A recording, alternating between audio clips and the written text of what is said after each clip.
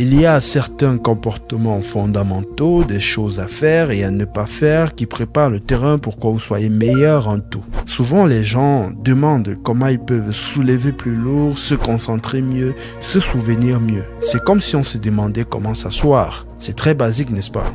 Et cela revient toujours à deux éléments. Le sommeil et ce que j'appelle le repos profond hors sommeil. Le sommeil est la pratique fondamentale de notre cycle de 24 heures. Si vous n'en bénéficiez pas régulièrement, vous diminuez votre capacité à tout faire correctement. Métabolisme perturbé, système immunitaire affaibli, etc. Si vous dormez mal une nuit ou vous ne dormez pas parfaitement, cela ne signifie pas que vous ne pouvez pas bien fonctionner. Mais parlons du sommeil car c'est important. La plupart des gens, à moins de travailler des nuits ou en horaire décalé, et merci à ces travailleurs, devraient essayer de dormir 80% du temps.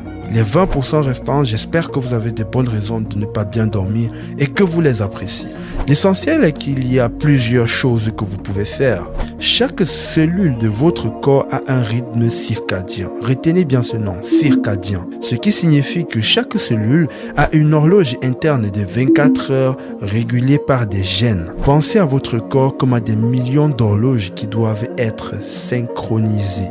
C'est pourquoi lorsque vous voyagez à l'étranger, votre digestion est perturbée, vous tombez plus facilement malade ou vous ne pensez pas correctement.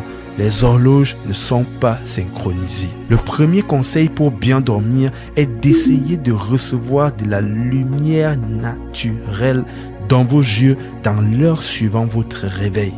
Si vous vous levez avant le lever du soleil, allumez de nombreuses lumières vives, puis exposez-vous à la lumière du soleil dès qu'il se lève.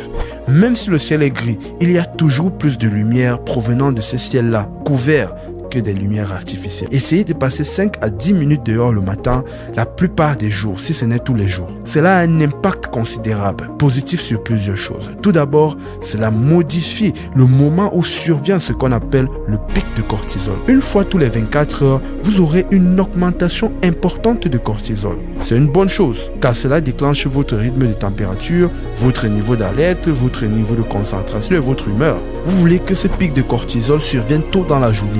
Ce qui déclenche ce pic de cortisol est naturellement programmé par des programmes génétiques pour se produire une fois toutes les 24 heures, mais la lumière va l'ancrer à la période où vous voyez cette lumière vive. Donc, si vous passez votre matinée au lit ou à l'intérieur et vous allez à l'extérieur seulement vers midi ou à 1h dans l'après-midi, vous êtes dans ce qu'on appelle la zone morte circadienne.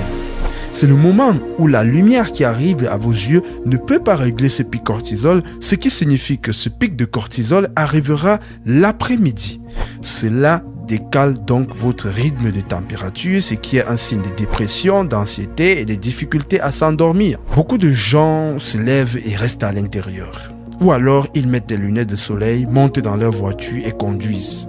Ou encore, le ciel est gris et ils pensent qu'il n'y a pas de soleil. Je ne dis pas que vous devez fixer le soleil directement. Ne fixez jamais une lumière si vive qu'elle pourrait vous endommager. Mais les rayons indirects du soleil activent ces cellules dans les yeux, appelées cellules ganglionnaires rétiniennes. Ces cellules envoient un signal à votre hypothalamus qui libère ensuite un peptide, un signal de réveil pour votre cerveau et votre corps. Cela fixe également une minuterie pour la libération de la mélatonine 16 heures plus tard. La mélatonine étant l'hormone qui vous donne le sommeil.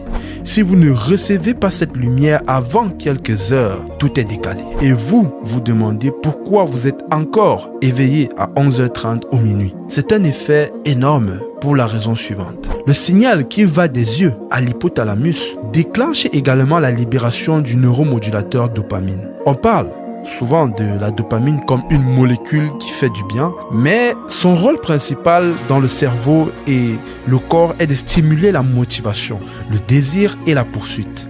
Ce n'est pas une molécule de plaisir, c'est la molécule de la motivation, c'est la force vitale. La dopamine est en fait la molécule à partir de laquelle l'adrénaline est fabriquée. Et vous remarquerez peut-être que vous avez envie de soleil. Cela vous fait également vous sentir bien. Voici pourquoi. Pensez aux animaux qui se reproduisent en fonction des saisons. comme le renard arctique. Au printemps, lorsqu'il y a de la lumière, ils veulent se reproduire, ce qui est logique car il y aura plus de nourriture pour leur petit en été. Ils sont déclenchés pour se reproduire parce qu'il y a de la lumière.